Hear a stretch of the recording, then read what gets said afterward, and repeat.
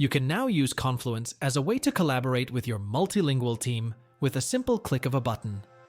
Communication is the key to success in today's global landscape of international teamwork.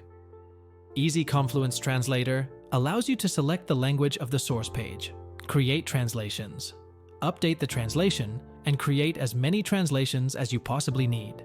To demonstrate, we would translate a page from English to Mandarin.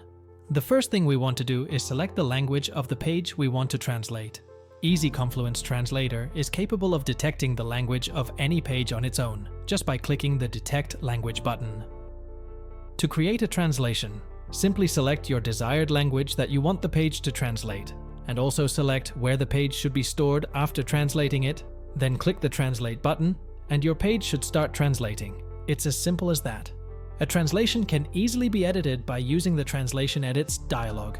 Even after updating the source page and retranslating the text, the edited paragraphs of the translation won't change unless the same paragraphs of the source page have changed. Finally, create as many translations as needed by your team and seamlessly switch between them.